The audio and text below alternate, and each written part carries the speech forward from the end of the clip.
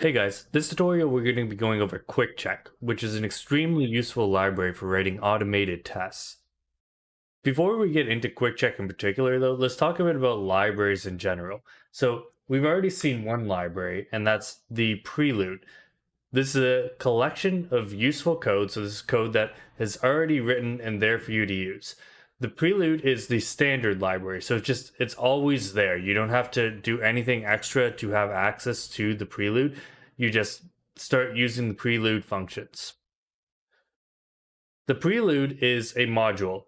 Modules are a software design technique that basically allow you to group together related code. So take this bit of code, for example. Like, let's say you wanted to create some code to draw different shapes.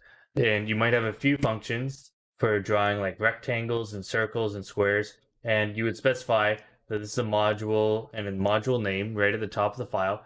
And you would specify in this module declaration which functions you're going to export.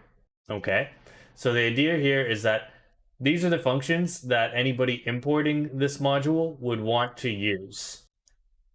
But then you might also have some functions that are just kind of like helper functions to the code that you're writing right now. So let's say like this draw function, and you don't want anybody to use it directly, but it's useful to the functions that are going to be used. So you wouldn't specify them in the export. You would hide them away is the idea. Also, when importing a module, it's best to only specify the functions you want to input. So whenever you want to import a module, when you want to actually use one of the modules you declared, like this draw shapes module, let's say this is in one file, and then in another file, we have its own module declaration. So this would be some file like test.hs. And let's say we want to use that code. Underneath the module declaration, we would put import and the name of the module we want to import. And then we would specify in round brackets separated by a comma which functions we want to import from that module. Let's take a look at the two default modules we get when we create a new stack project. So we get a module lib that has one function inside it, some func, that basically just prints something to the screen. And we export that one function that we have inside this module. And if we go into app main.hs, okay, this is our main program here, okay? So this is where if we actually compile the program, this main function is what gets run when you click the resulting program. Okay, this is the starting point of any program that gets created. And all it does right now is it uses that sum func that we imported. And you could even see if you installed the Haskell extension, it's suggesting that you change this import to specify that it only uses sum func, that we only want sum func here. So we could like add more to this if we wanted to. In fact, we could even create another file. So we could create a new file, let's say lib2.hs, right? And we'll put module. And what you should do is you should always call the module name the same thing as the file name. You actually don't have to do this necessarily, but it's good convention. So if we call it lib2.hs, it should be called lib2. Okay, and we can make a function here. Let's say maybe this function, this library, what it's all about is having different sorts of operations for adding stuff and subtracting stuff together. So we'd say like add xy, xy, subtract xy, equals x minus y. Okay, a lot of this is pretty pointless because you could just use plus and minus here, but use your imagination. Pretend this is something more useful. And maybe maybe I only ever want to use, let's say, have a negation function. And the way I do subtraction is I do add x negative of y. Okay, and I don't really need this negation function. This negation function is just something I expect everybody to use sub here. So I write add sub, okay? And now let's say I want to use this new module, okay, inside of my lib module here. So I could import lib2. And you know what? I only want to import the add function. I'm only going to use add here.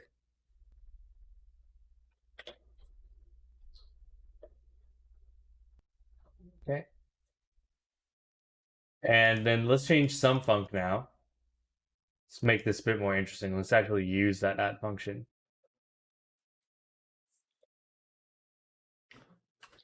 One plus one equals add 1, 1.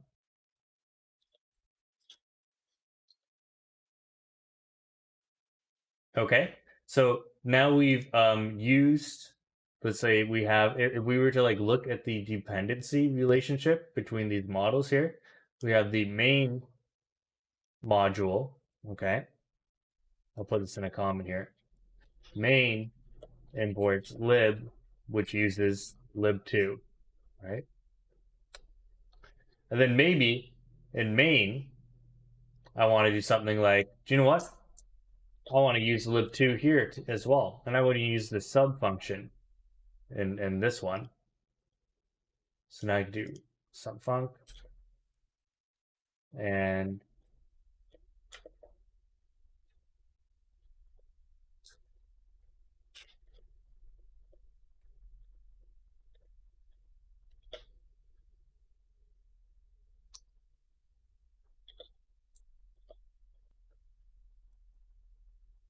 okay.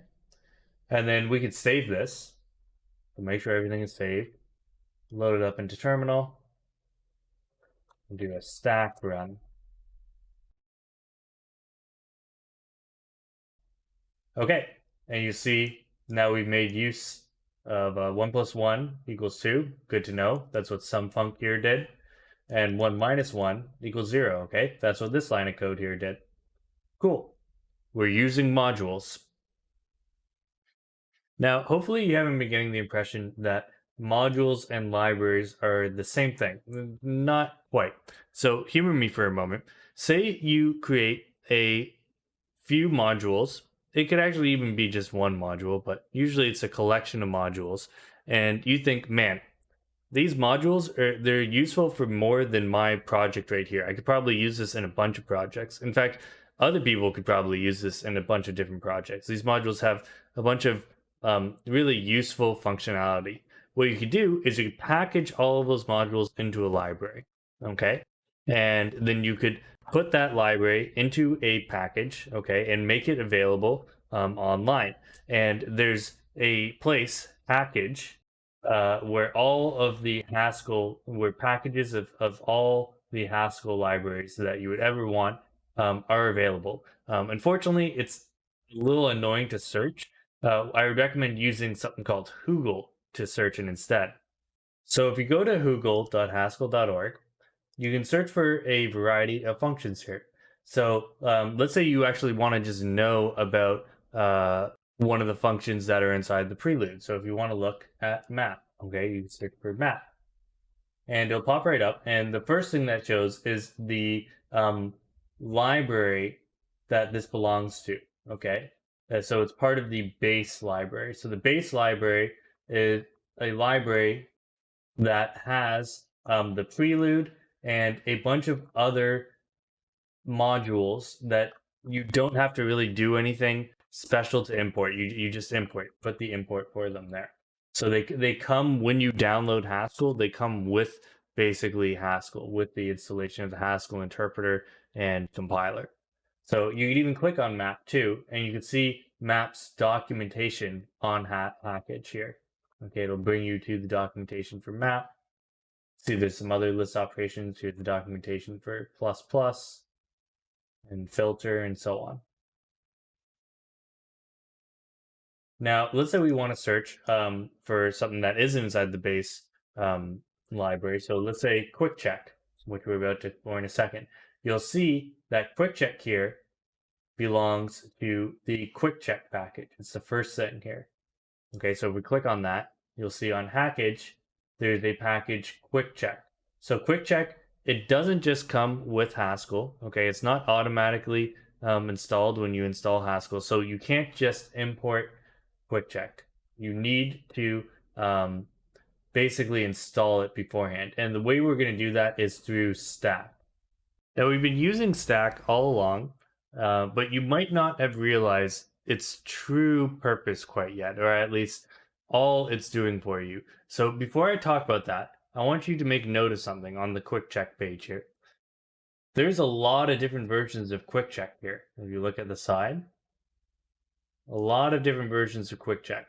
And we're on the newest one, and you'll look that Quick Check has dependencies. These are other libraries that Quick Check imported, and you'll see that some of these dependencies are like, well, it uses this library past this version, and this library past this version. Okay, so you'll make note that it can be easy to screw stuff up if you don't have all of the right versions of the libraries that you need installed. So Haskell Stack has its own site, Stackage. And if you go to Stackage, you go to the homepage of Stackage, you'll notice that there are all of these releases, okay? These LTS releases per GHC version. And let's go down and try clicking on one of these. Let's click on this one, LTS 14.27. Okay, and if you click on it, you'll see this is a list of packages, okay, at a specific version. So we can search and we can see this quick check here. Yeah, it is. So we have quick check at version 2.13.2 here. If you go to the top, you'll notice that there's also a version of the Haskell compiler, so GHC, and this will include the Haskell interpreter, at 8.6.5. Okay, so GHC and GHCI are at 8.6.5 with this LTS. So what is this here? This is basically a collection of packages that are known to work well together at the versions they're at for this version of the compiler.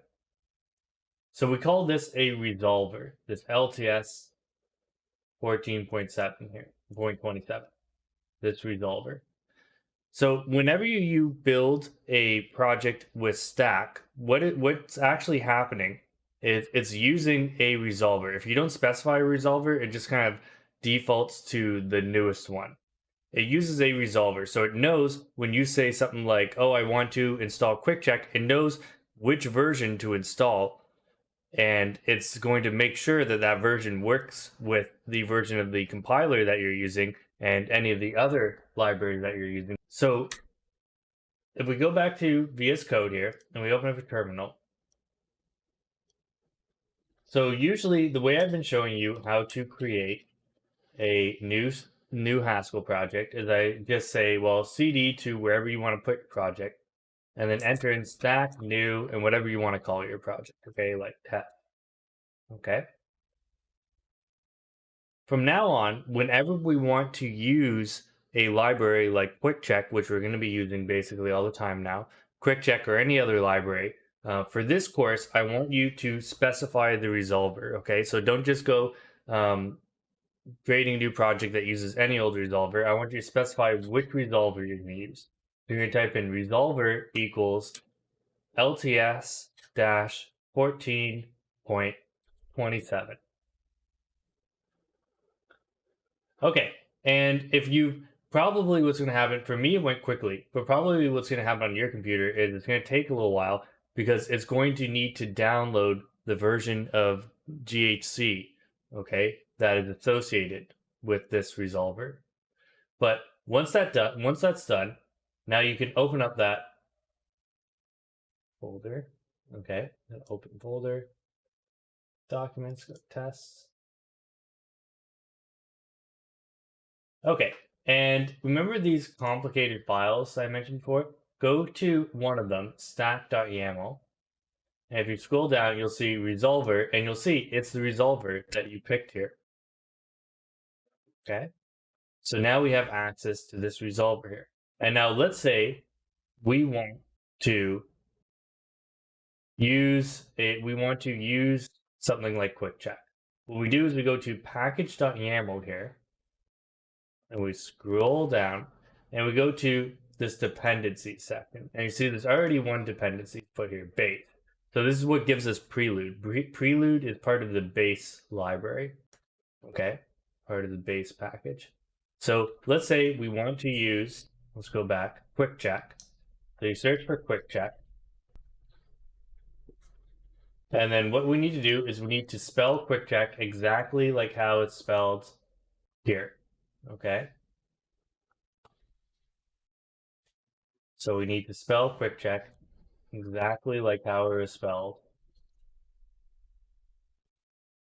right here, but without, you don't need to specify the version, okay? And you would do the same thing for any of these other libraries. Like if you wanted to install or use modules from the quasi-text library, you would write just quasi-text exactly like how it's written here, but without the hyphen and the version number. So we're going to go over here and we're going to put dash quick check and make sure it's saved. Okay, do make sure it's saved. And now we can import modules from quick check. So if we go back to Stackage here, let's click on quick check here. And this will give us the documentation for quick check. And you'll see these are the modules that are associated with the quick check library. So one of them is test.quickcheck. So that's actually the one that we want. And it'll automatically actually include all of these other ones. So we go to source, and we could say import test.quickcheck. Now we want to check for what we want to import. Remember, we want to put what we actually need from this test.quickcheck module inside here. So let's go back and let's actually click on test.quickcheck here. And let's take a look. What's inside of the test.quickcheck module? Okay, well here's a function called just quickcheck. So this is probably a useful function. In fact, you'll find out that this is the only function we'll generally bother using from the quickcheck module. So let's go back, and the same way it's spelled here, the exact same way it's spelled here, we'll specify that we want to import quickcheck and save. And now we're able to use the quickcheck function. And you'll actually notice there's some instructions on how to use the quickcheck function at the top here. This is documentation. So let's copy some of this code. Let's give it a try. Just copy the same code that's here. Okay. We'll copy that proper verse here. Now let's copy this code here. And let's put it in place of our sum func here. So remember our sum func here, this is what gets called by main, right? And if you look at the type of sum func, it's IO empty list. And what do you know? What's the type that quickcheck returns? It's IO, sorry, not empty list, they're empty brackets. IO empty brackets. We'll talk more about this type later, but for now, just realize that it's the right type. Okay, so we could save this and let's load up the terminal. Let's try running it. That run. Okay, and it outputted plus plus plus. Okay, pass 100 tests, which is the same thing that the documentation said it would output. Awesome, we're able to use quickcheck now. So now that we know how to import quickcheck, let's talk about what quickcheck actually is. And we could focus almost entirely around the one function that it exports, quickcheck. So this quickcheck function, it takes something, you'll notice this is a type variable, so it takes something that's a member of the testable class, okay? And then it returns some IO, which some IO basically just means that it prints something to the screen. The testable type class has many instances, but we don't really need to be concerned about that right now. For now, let's only be concerned with this idea that prop here should be some function that returns a bool, okay? And it can be a function that takes any inputs as long as they're part of the arbitrary and show class, which the only consequences of this is really just for us at least is really just that you can only use it with the prelude types. Okay, you could only use it with the default types like int, bool, float, double, all of those default types that are provided in prelude, it'll work with. If you make your own type, well, then you have to go through the work of making them part of the arbitrary and show class. But let's not worry about that for now. So the point of this quick check function is to take a Boolean function that we consider to be a property. That's why we're calling it prop. And it's a property in that if the test passes, it should always return true.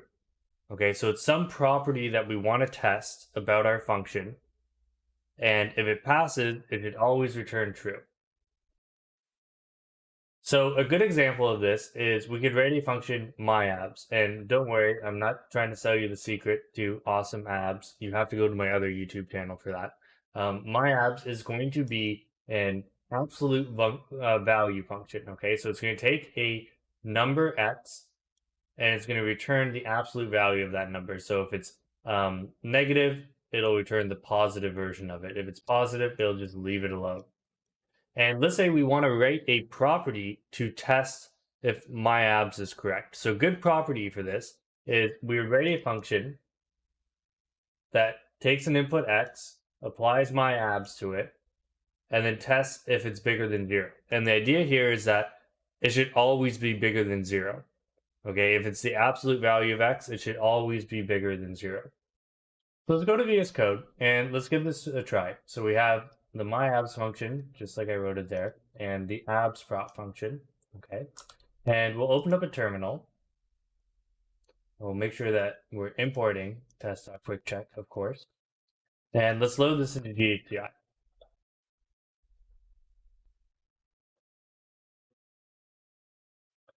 Okay, so the way we would do this is we would call quick check, and we give quick check the property abs prop. Okay, and you'll see that it returns failed, falsified after one test, and it outputs 0. So what it's actually outputting here is what the value of x was where it failed. Okay.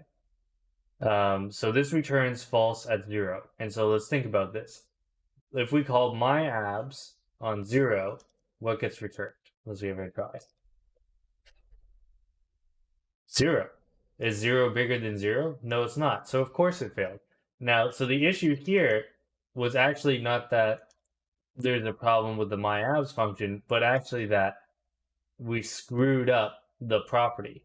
So the property we really want to test is not that myAbs is bigger than 0, but that myAbs is bigger or equal to 0. So let's save this. Make sure it's saved. Reload. And try it again. Quick check. Abs prop. Okay, so now it says, okay, passed 100 tests. So this is the basics on how to use quick check. An important limitation of quick check that you might have noticed is when we wrote abs prop, okay, we had to take as input a value x, okay, that was going to be the same x that myAbs takes as input. Now you notice myAbs as a function uses type classes. It uses num a and orderable a instead of just being an int or a float or a double. Okay? You may think, well, instead of writing, like let's say we didn't put the type signatures here, the default type signature wouldn't have been integer goes to bool. The default type signature would have been num a, orderable a goes to bool. However, quick check can't handle propositions with type class constraints like that. We have to pick a concrete type. So in this instance, I picked integer. Maybe you would have wanted to pick float if you wanted to actually be more thorough. And the idea here is, well, at least I know it works for integer, or at least I know it works for float. And actually, probably if I pick float, if it works for float, it's probably also going to work for integer, given the nature of the function. Let's look at some other examples of quick check. Let's try another example. So let's say we want to rate a function my sum, okay? My sum is going to take a list of A and return an A, as long as that A is part of the num class, because what it's going to do is it's going to add these A's together. So my sum of the empty list is going to be 0. My sum of the list x's is going to be x plus my sum x's. Okay? So if we were to look at how this function works, it's going to go through a list. It's going to sum up all the elements of the list. Let's say we want to write a quick check function, a quick check property, I should say, to test this. What would be a good property that would test the correctness of my sum? So a good property would be to take two inputs, x's and y's, okay, two lists here. And what we would check is that my sum of x's plus my sum of y's is equal to my sum of x's plus y's. So what we're testing here is that a list split in two, okay, at any point, because what we're going to do is we're going to take the sum of the list put together. So you can consider these two variables being the list split in two at any point, okay, in any two sections, added together should be the same as the sum of the list put together. So you'll notice that you might not have come up with this property right away. You have to be a little bit creative about the types of properties that you come up in order to test things. But this is a particularly good property, I think. So if we save this and try to load it, let's go to run terminal. And we try stack ghi source. Yes. Okay, now let's run quick check sum prop.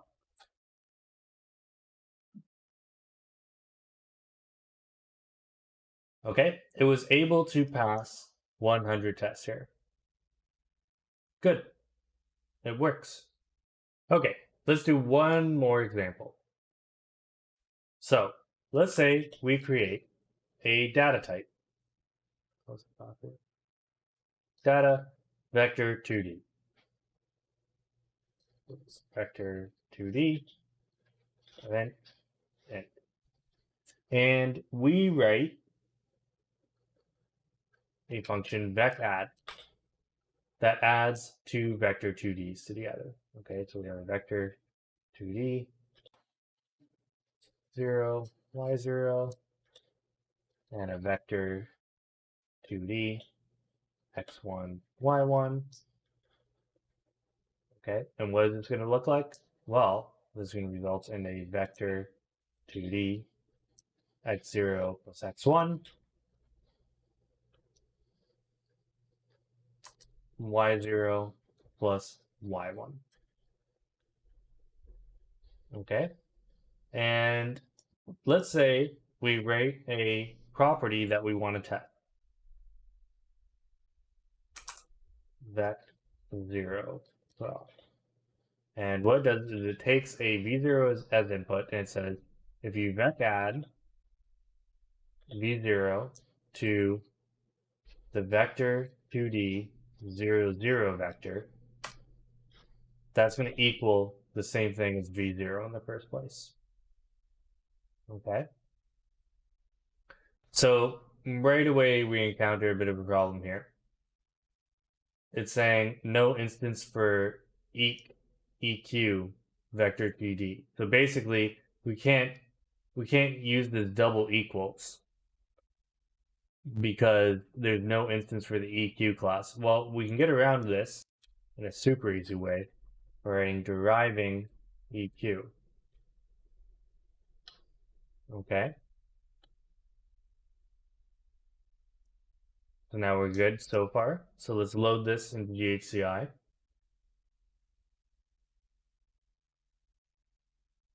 All right. And let's run vec let's run the property. So quick check vec0 prop. Okay. It gives us an error. It says no instance for test.quickcheck.arbitrary vector2d. So basically this arbitrary class, we need to have an instance of it in order to use v0. So this vec0 prop, it takes a vector2d as input. So in order to have a property that takes vector2d as input and then uses it with quick check, like I was saying before, we need to be part of the arbitrary class. So why don't we try that trick that we did before? Arbitrary. Okay, so now we're going to try and be like, well, make this part of arbitrary as well, and we'll have to import arbitrary here.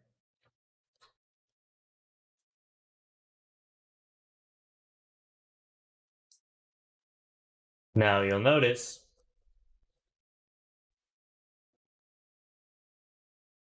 this still doesn't work. So the issue here is, as much as I would like this to work, you can't just do this deriving for any sort of type class. Okay, so you can't do it for arbitrary.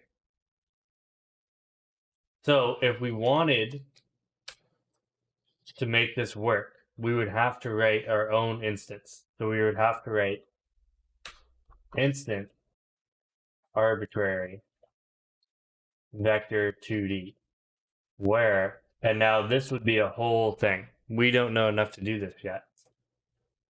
So let's throw that out of the window for now. Is there an easier way around this? So here's an idea. Instead of taking a vector2d as input, let's look at what a vector2d is. It's just two ints here, right? So let's just take two ints as input, x, y, and then we'll say let v0 equal a vector2d x, y in this equation here. And we'll just take these two as input.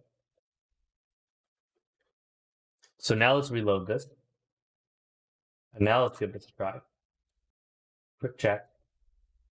Vec0 prop. Okay, and now it works. So this is a bit of a trick, but you find that you can basically get this to work whenever, instead of making an arbitrary class, except for more complicated recursive types. Then you kind of get stuck. But for probably everything we'll be doing in this course, it'll be pretty straightforward to not actually write instances of arbitrary, because that is a bit difficult to do, but to just use this sort of trick here, where you look at what your type is and what the values are associated with it, and you just take those values instead and make one yourself. So now that you know how to use quick check, you instantly become a infinitely more powerful programmer, because now you're going to be able to test that your functions are actually working correctly. I will mention, however, just because you're testing that they work correctly doesn't mean you're proving they work correctly. Okay, so now it's good to test. You'll have a lot of confidence in your code, but just because you pass your test doesn't mean you know for sure. You have to be able to write good tests, and even then, you might not know quite for sure. We'll talk a bit about proving programs eventually. Till then, have a good one, guys.